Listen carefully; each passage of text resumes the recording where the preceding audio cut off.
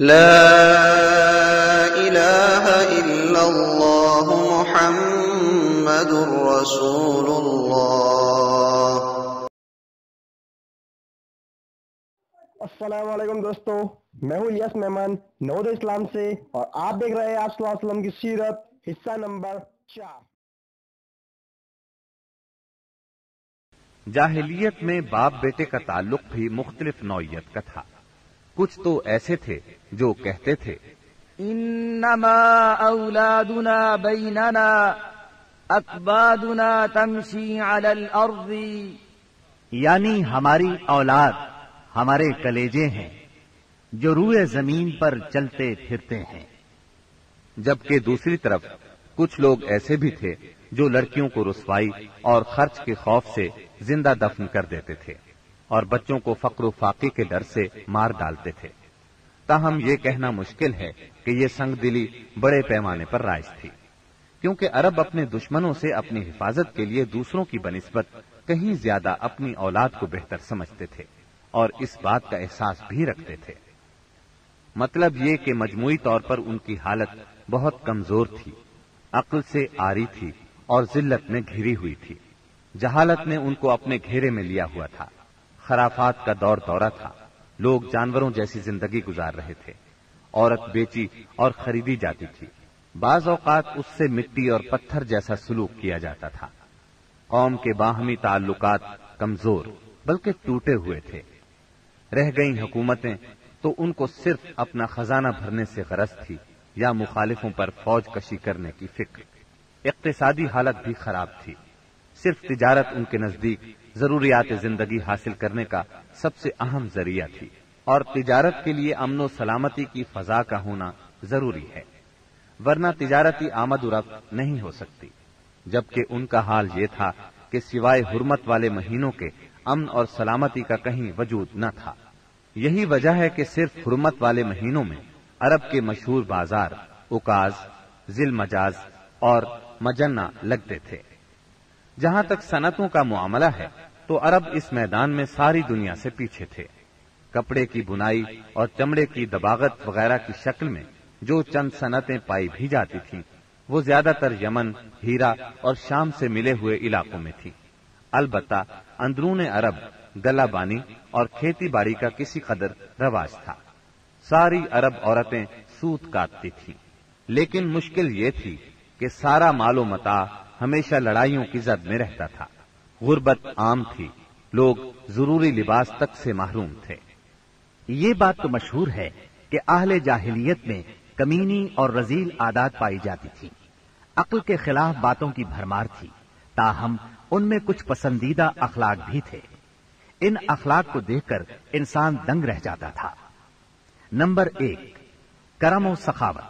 یہ اہل جاہلیت کی خوبی تھی جس میں وہ ایک دوسرے سے آگے نکل جانے کی کوشش کرتے تھے، اور اس پر فخر کرنے کا عالم یہ تھا کہ عرب کے آدھے اشعار اسی کی نظر ہو جاتے تھے۔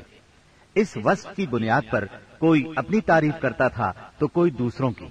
حالت یہ تھی کہ سخت سردی اور بھوک کی حالت میں بھی کوئی مہمان آ جاتا اور میزبان کے پاس اپنی سواری والی اونٹنی کے سوا کچھ نہ ہوتا، اور کنبے کی ضرورت پوری کرنے کا ذریعہ بھی صرف وہی سواری ہوتی تو اپنے مہمان کے لیے ذبح کر دیتا۔ یہ ان کے کرم ہی کا نتیجہ تھا کہ بڑی بڑی دیت اور مالی ذمہ داریاں اٹھا لیتے تھے، اور اس طرح انسانوں کو بربادی اور خون ریزی سے بچا کر دوسرے رئیسوں اور سرداروں کے مقابل فخر کرتے تھے۔ وہ جوا کھیلتے تھے۔ ان کا خیال تھا یہ بھی سخاوت کی ایک راہ ہے، کیونکہ انہیں جو نفع حاصل ہوتا یا نفع حاصل کرنے والوں کے حصے سے جو کچھ زائد بچ رہتا اس کو وہ مسکینوں کو دے دیتے تھے۔ اسی لیے قرآن پاک نے شراب اور جوئے کے نفع کا سرے سے انکار نہیں کیا، بلکہ سورہ بقرہ کی آیت 219 میں فرمایا وَإِثْمُهُمَا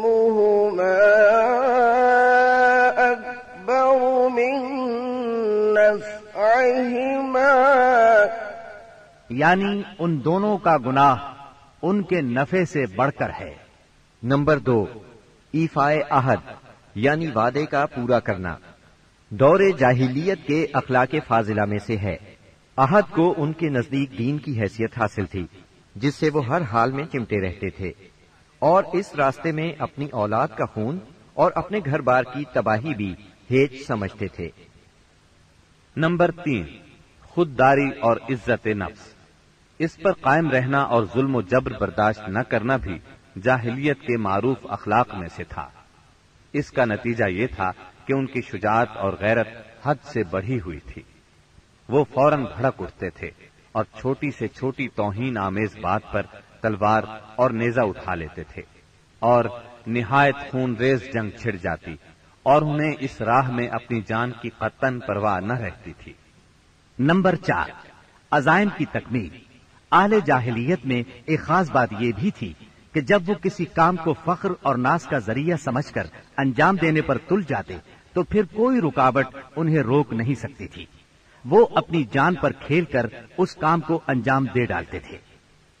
نمبر 5، حلم، بردباری اور سنجیدگی۔ یہ خوبی بھی ان کے نزدیک قابل تعریف تھی، لیکن چونکہ ان میں شجاعت حد سے بڑھ کر تھی، ہر وقت جنگ و جدل پر آمادہ رہتے تھے، اس لیے یہ عادت بہت کم پائی جاتی تھی۔ نمبر 6، بدوی سادگی، یعنی رہن سہن کی الجھنوں اور داو پیچ سے ناواقف تھے۔ اس کا نتیجہ یہ تھا کہ ان میں سچائی اور امانت پائی جاتی تھی۔ دھوکہ دہی، بد عہدی سے دور تھے اور نفرت کرتے تھے۔ ہم سمجھتے ہیں کہ جزیرت العرب کو ساری دنیا سے جو جغرافیائی نسبت حاصل تھی، اس کے علاوہ یہی وہ قیمتی اخلاق تھے جن کی وجہ سے اہل عرب کو بنی نوع انسان کی قیادت اور رسالت عامہ کا بوجھ اٹھانے کے لیے منتخب کیا گیا تھا، کیونکہ یہ اخلاق اگرچہ بعض اوقات شر اور فساد کا سبب بن جاتے تھے اور ان کی وجہ سے المناک حادثات بھی پیش آ جاتے تھے، لیکن اپنی نوعیت کے بڑے قیمتی اخلاق تھے۔ یہ تھوڑی سی اصلاح کے بعد انسانی معاشرے کے لیے نہایت مفید بن سکتے تھے، اور یہی کام اسلام نے انجام دیا۔ غالباً ان کے اخلاق میں بھی ایفائے عہد کے بعد عزت نفس اور عزم کی پختگی سب سے زیادہ قیمتی اور نفع بخش جوہر تھا، کیونکہ اس زبردست قوت اور پختہ ارادے کے بغیر شر و فساد کا خاتمہ اور نظام عدل کا قیام ممکن نہیں۔ اہل جاہلیت کے کچھ اور بھی اچھے اخلاق تھے، لیکن ان سب کو بیان کیا جائے تو بات بہت طویل ہو جائے گی، لہذا انہی پر اکتفا کرتے ہوئے ہم آگے چلتے ہیں۔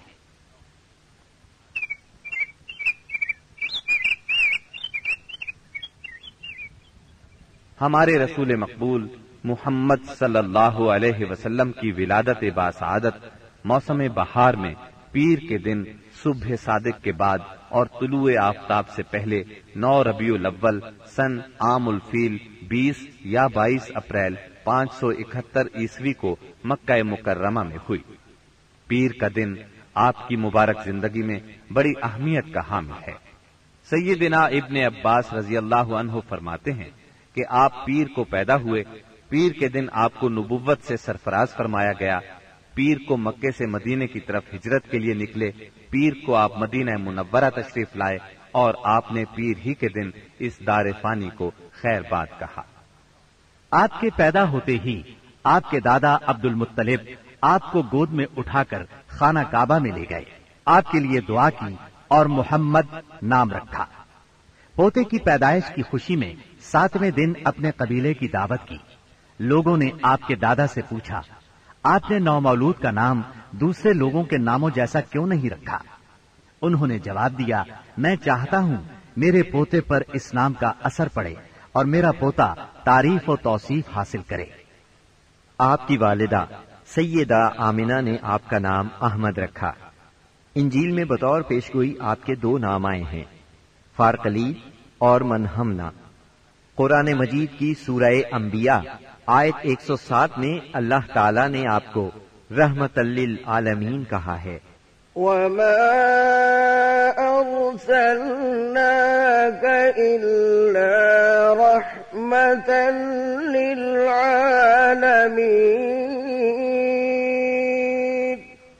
ہم نے آپ کو تمام جہانوں کے لیے رحمت بنا کر بھیجا ہے۔ آپ کا نسب نامہ اس طرح ہے: محمد بن عبداللہ بن عبد المطلب بن ہاشم بن عبد مناف بن قصی بن کلاب بن مرہ بن کعب بن لعی بن غالب بن فہر بن مالک بن نظر بن کنانہ بن خزیمہ بن مدرکہ بن الیاس بن مزر بن نزار بن معد بن عدنان۔ اس بات پر سب کا اتفاق ہے کہ عدنان سیدنا اسماعیل علیہ السلام کی نسل سے ہیں، لیکن دونوں کے درمیان میں کتنی پشتیں ہیں اور ان کے نام کیا کیا ہیں، اس میں بہت اختلاف پایا جاتا ہے۔ آپ کی والدہ کا نام سیدہ آمنہ تھا۔ سیدہ آمنہ کے والد وہب بن عبد مناف بن زہرہ بن کلاب تھے۔ یہ وہی کلاب ہیں جو والد کی طرف سے بھی نبی صلی اللہ علیہ وسلم کے نسب نامے میں آتے ہیں۔ ان کا اصل نام عروہ یا حکیم تھا، لیکن کتوں کے ذریعے بکثرت شکار کھیلا کرتے تھے، اس لیے کلاب کے نام سے مشہور ہو گئے۔ عربی میں کلاب کتوں کو کہتے ہیں۔ آپ اسماعیل علیہ السلام کی اولاد میں سے ہیں۔ اسماعیل علیہ السلام کی خاطر جب اللہ تعالیٰ نے زمزم کا کنواں جاری کیا تو قبائل جرہم اور ایاد کے خانہ بدوش عرب سیدہ ہاجرہ کی اجازت سے وہاں آ کر رہائش پذیر ہوئے۔ کعبے کے متولی اسماعیل علیہ السلام اور ان کی اولاد رہی۔ ایک عرصے کے بعد بنو جرہم اور سیدنا اسماعیل کی اولاد میں کعبے کی تولیت کے سلسلے میں جھگڑا ہوا تو کعبے کی خدمت اور تولیت اولاد اسماعیل اور بنو جرہم میں تقسیم ہو گئی، اور جب بنو خزاعہ نے لڑ کر مکے پر قبضہ کیا تو ایک مدت تک کعبے کی تولیت بھی ان کے پاس رہی، لیکن بنو اسماعیل بہرحال مکے ہی میں رہے۔ ان کے ایک فرد کلاب نے شمالی عرب میں قبیلہ خزاعہ میں شادی کی، اس سے قصی پیدا ہوئے۔ وہ جوان ہو کر اپنے قبیلے میں واپس آ گئے۔ خسر کی وفات کے بعد قصی نے اپنے ننہال کی مدد سے بنو خزاعہ کو مجبور کیا کہ وہ شہر چھوڑ کر مضافات میں جا بسے۔ بنو خزاعہ کے سردار نے کعبے کے قیمتی چڑھاووں کو زمزم کے کنویں میں ڈال کر اس کو پاٹ دیا اور کنواں غائب ہو گیا۔ پھر قصی کو بہت بڑا اقتدار حاصل ہوا، اس کی اولاد پھلی پھولی اور اسے قوم کا بہت بڑا سردار تسلیم کیا گیا۔ قصی نے مکے میں ایک شہری مملکت کا آغاز کیا، وہاں دارالندوہ یعنی پارلیمنٹ اور ٹیکس کے نئے محکمے قائم کیے، لیکن وفات کے وقت حکومت اپنے بچوں میں تقسیم کر دی۔ کسی کو کعبے کی رکھوالی سونپی، کسی کو چابی دی، کسی کو فوج کی قیادت تو کسی کو ٹیکس کا حساب کتاب سونپا۔ بعد کی نسلوں میں انتظامات کی مزید تقسیم در تقسیم ہوئی۔ آغاز اسلام کے وقت وہاں 10 سرداروں کی ایک مجلس کار فرما نظر آتی تھی۔ قصی کے 4 بیٹے تھے، ان میں عبد مناف بڑے نامور اور صاحب عزت ہوئے۔ عبد مناف کے بھی 4 بیٹے تھے، ان میں ہاشم شہرت میں سبقت لے گئے۔